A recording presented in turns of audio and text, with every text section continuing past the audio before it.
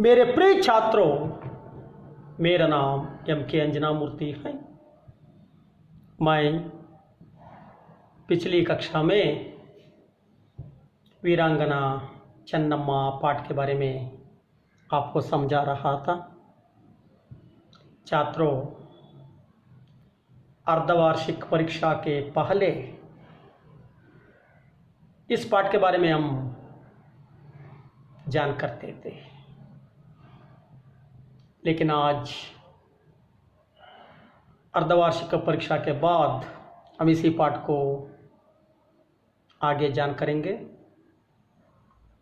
आप सभी को मालूम है इस पाठ के बारे में कि चन्नम्मा का जन्म कब हुआ, चन्नम्मा के माता पिता का नाम क्या है, चन्नम्मा की शादी किसके साथ हुई, चन्नम्मा का जीवन राजमहल में कैसा था,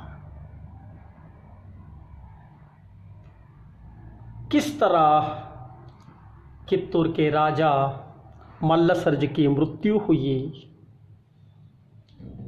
उसके बाद किसने कित्तूर का राजा बना, उसकी स्थिति क्या हुई, आदि विषयों के बारे में जान करते करते अंग्रेज लोग किस तरह कित्तूर राज्य को अड़पना चाहते थे, इसके लिए उन्होंने क्या किया और चन्नम्मा ने कित्तूर साम्राज्य की रक्षा के लिए क्या निर्णय लिया, आदि विषयों के बारे में हम जान करते थे। ಆತ್ಮೀಯ ವಿದ್ಯಾರ್ಥಿಗಳೇ, ನಾವು ಇಂದಿನ ತರಗತಿಯಲ್ಲಿ ಅಂದರೆ ಅರ್ಧವಾರ್ಷಿಕ ಪರೀಕ್ಷೆಯ ಮುಂಚೆ ವೀರಾಂಗನ ಚೆನ್ನಮ್ಮ ಪಾಠದ ಬಗ್ಗೆ ನಾವು ತಿಳ್ಕೊತಾ ಇದ್ವಿ. ಆತ್ಮೀಯ ವಿದ್ಯಾರ್ಥಿಗಳೇ, ನಿಮಗೆಲ್ಲ ತಿಳಿದಿರುವ ಹಾಗೆ ಈ ಪಾಠದ ಮೂಲಕ ನೀವು ರಾಣಿ ಚೆನ್ನಮ್ಮರವರ ಜನ್ಮ ಎಲ್ಲಿ ಯಾವಾಗಾಯಿತು, ತಂದೆ ತಾಯಿ ಯಾರು, ಅವರು ಬಾಲ್ಯದಲ್ಲಿ ಯಾವ ಯಾವ ಶಸ್ತ್ರಾಭ್ಯಾಸಗಳನ್ನು ಕಲಿತರು, ಚೆನ್ನಮ್ಮರವರ ಮದುವೆ ಯಾರ ಜೊತೆಯಲ್ಲಾಯಿತು, ಅವರು ಅರಮನೆಯಲ್ಲಿ ಹೇಗಿದ್ದರು,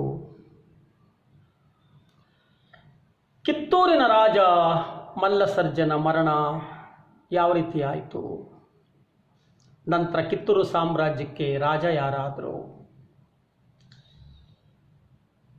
ಬ್ರಿಟಿಷರು ಕಿತ್ತೂರು ಸಾಮ್ರಾಜ್ಯವನ್ನು ಯಾವ ರೀತಿ ಆಕ್ರಮಿಸ್ಕೋಬೇಕು ಅಂತ ವಂಚಾಗ್ತಾ ಇದ್ರು, ಅದಕ್ಕೆ ಯಾವ ಉಪಾಯವನ್ನು ಮಾಡಿದ್ರು,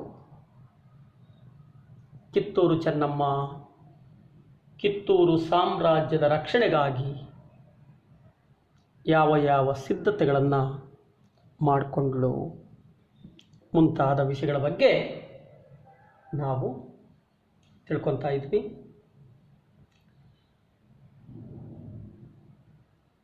मेरे प्रिय छात्रों, आप सभी को मालूम है कि 11 सितंबर 1824 ईस्वी में कित्तूर के राजा मल्लसर्ज के पुत्र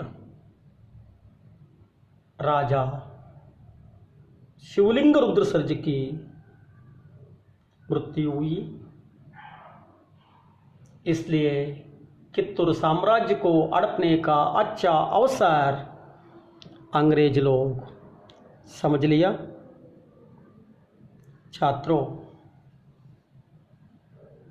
तब चन्नम्मा ने गुरुलिंग रुद्रसर्ज नामक बालक को गोद लेकर उसे कित्तूर साम्राज्य के उत्तराधिकारी माना, लेकिन अंग्रेज सरकार गोद लिए बच्चों को उत्तराधिकारी मानने में इनकार करते थे।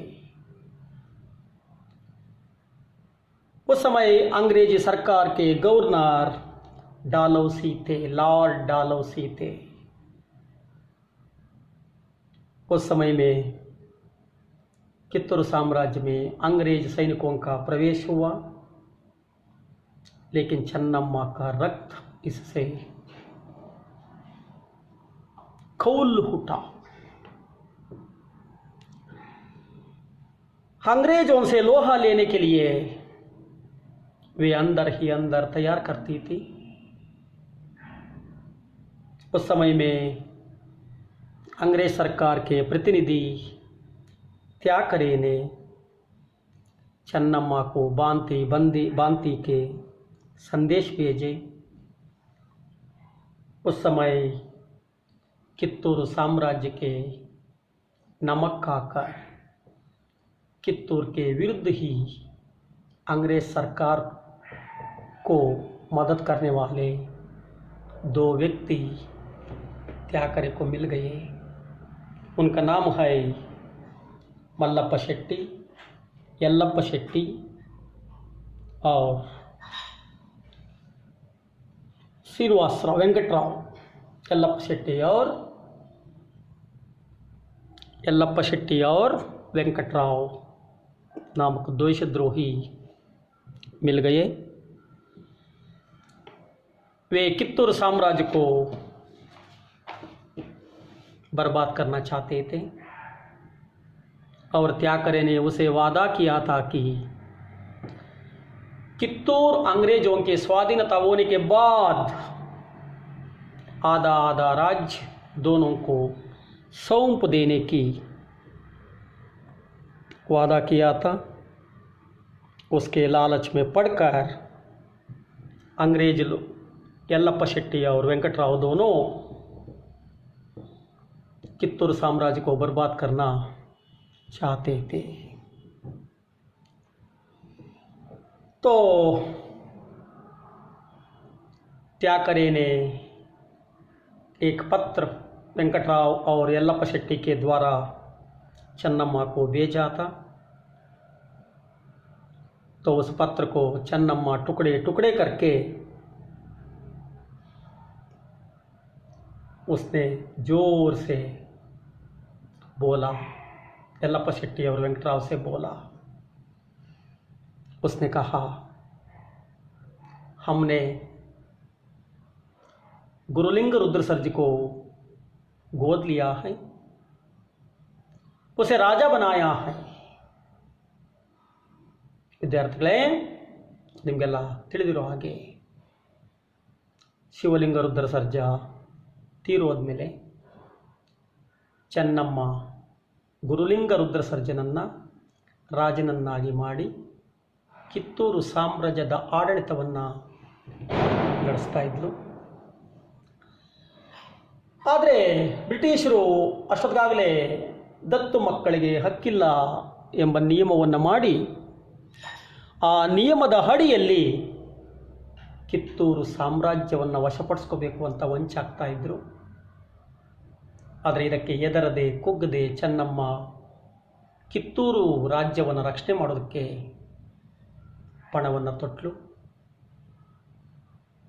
ಬ್ರಿಟಿಷರ ಸೈನ್ಯ ಕಿತ್ತೂರು ಸಾಮ್ರಾಜ್ಯಕ್ಕೆ ಪ್ರವೇಶ ಮಾಡಿತು. ಇದರಿಂದ ಚೆನ್ನಮ್ಮನ ರಕ್ತ ಕುದಿಯತೊಡಗಿತು. ಆದರೆ ಏನು ಮಾಡುವಂಥ ಸ್ಥಿತಿಯಲ್ಲಿರಲಿಲ್ಲ. ರಾಜ್ಯದ ಒಳಗೆ ಬ್ರಿಟಿಷರ ಜೊತೆ ಯುದ್ಧ ಮಾಡೋದಕ್ಕೆ ಬೇಕಾದಂತಹ ಸಿದ್ಧತೆಗಳನ್ನು ಮಾಡಿಕೊಂಡ್ಳು. ತ್ಯಾಕರೆ ಬ್ರಿಟಿಷ್ ಸಾಮ್ರಾಜ್ಯದ ಪ್ರತಿನಿಧಿಯಾಗಿದ್ದ. ಅವನು ಬಗೆ ಬಗೆಯ ಬೆದರಿಕೆಗಳನ್ನು, ಸಂದೇಶಗಳನ್ನು ಕಳಿಸ್ತಾ ಇದ್ದ. ಈ ಸಮಯದಲ್ಲಿ ಕಿತ್ತೂರು ಸಾಮ್ರಾಜ್ಯನ ಒಪ್ಪನ್ನು ತಿಂದು ಕಿತ್ತೂರು ಸಾಮ್ರಾಜ್ಯವನ್ನು ರಕ್ಷಣೆ ಮಾಡಬೇಕಾದಂತಹ ಯಲ್ಲಪ್ಪ ಶೆಟ್ಟಿ, ವೆಂಕಟರಾವ್ ಎಂಬ ಇಬ್ಬರು ಕಿತ್ತೂರಿನ ವ್ಯಕ್ತಿಗಳು ತ್ಯಾಕರೆಗೆ ಸಿಕ್ಕಿದ್ರು. ಅಧಿಕಾರದ ಆಸೆಗೋಸ್ಕರ ಅವರು ಕಿತ್ತೂರು ಚೆನ್ನಮ್ಮನನ್ನೇ ಮುಗಿಸುವಂತಹ, ಸೋಲಿಸುವಂತಹ ಕಾರ್ಯದಲ್ಲಿ ಬ್ರಿಟಿಷರಿಗೆ ಸಹಾಯ ಮಾಡೋದಕ್ಕೆ ಒಪ್ಕೊಂಡ್ರು. ಇದರಿಂದ ತ್ಯಾಕರೆ ಚೆನ್ನಮ್ಮನ ಸೋಲಿಸಿದ ಬಳಿಕ ಕಿತ್ತೂರು ಸಾಮ್ರಾಜ್ಯವನ್ನು ಅರ್ಧ ಇಬ್ಬರಿಗೂ ಕೊಡುವಂತಹ ವಚನವನ್ನು ನೀಡಿದ.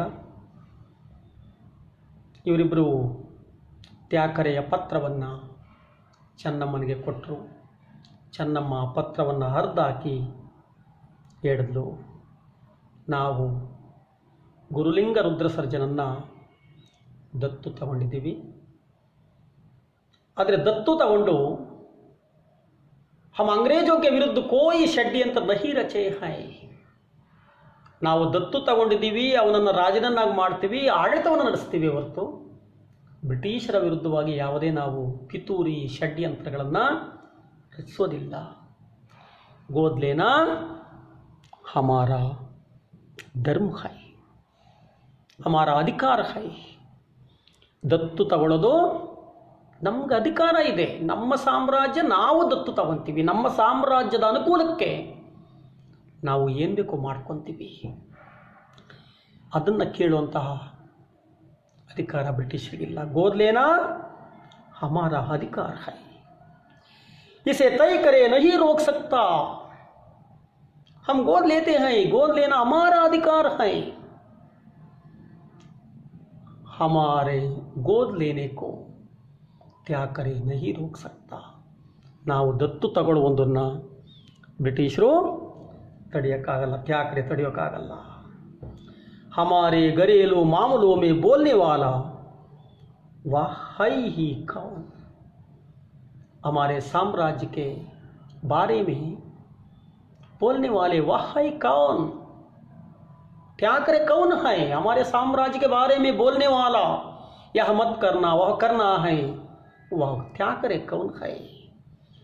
ನಮ್ಮ ಸಾಮ್ರಾಜ್ಯದ ಬಗ್ಗೆ ಮಾತನಾಡೋದಕ್ಕೆ ತ್ಯಾಕರಿಗೇನು ಅಧಿಕಾರ ಆಗಿದೆ, ಅವನು ಯಾರು ಅಂತ ಕಿತ್ತೂರು ಚೆನ್ನಮ್ಮ ಗಟ್ಟಿಯಾಗಿ ಧೈರ್ಯವಾಗಿ ಬ್ರಿಟಿಷರ ಬಗ್ಗೆ ಮಾತಾಡಿದ್ಲು, ತ್ಯಾಕರೆ ಬಗ್ಗೆ ಮಾತಾಡಿದ್ಲು. ಕಿತ್ತೂರು स्वतंत्र राज्य है और तब तक रहेगा जब तक मेरे शरीर में प्राण है. जब तक मेरे शरीर में प्राण है, जब तक मेरे शरीर में सांस है, तब तक ಕಿತ್ತೂರು ಸ್ವತಂತ್ರ रहेगा. ಕಿತ್ತೂರು ಸ್ವತಂತ್ರವಾದಂಥ ರಾಜ್ಯ. ಇದನ್ನು ಯಾರ ಅಧೀನದಲ್ಲೂ ಇಲ್ಲ. ಎಲ್ಲಿವರೆಗೂ ನನ್ನ ದೇಹದಲ್ಲಿ ಪ್ರಾಣ ಇರುತ್ತೋ ಅಲ್ಲಿವರೆಗೂ ಕಿತ್ತೂರು ಸ್ವತಂತ್ರವಾಗಿರುತ್ತೆ ಅಂತ. यह फटकार सुनते ही दोनों देशद्रोही अपना सा मुंह लेकर चले गए. इस तरह जोर से फटकार के वेंकटराव और यल्लप्पा शेट्टी दोनों से चन्नम्मा ने कहा. इतना फटकार सुनते ही दोनों देशद्रोही अपना सा मुंह लेकर चले गए. ಈ ಚೆನ್ನಮ್ಮನ ಈ ಜೋರಾದ ಮಾತನ್ನು ಕೇಳಿ, ಧೈರ್ಯವಾದ ಮಾತನ್ನು ಕೇಳಿ ಯಲ್ಲಪ್ಪ ಶೆಟ್ಟಿ ವೆಂಕಟರಾವ್ ಅವರು ಸುಮ್ಮನೆ ತಮ್ಮ ಮುಖವನ್ನು ತೆಗೆದುಕೊಂಡು ಹೊರಟೋದ್ರು. छात्रों, आगे पाठ के बारे में नेक्स्ट क्लास में जान करेंगे. आपको धन्यवाद.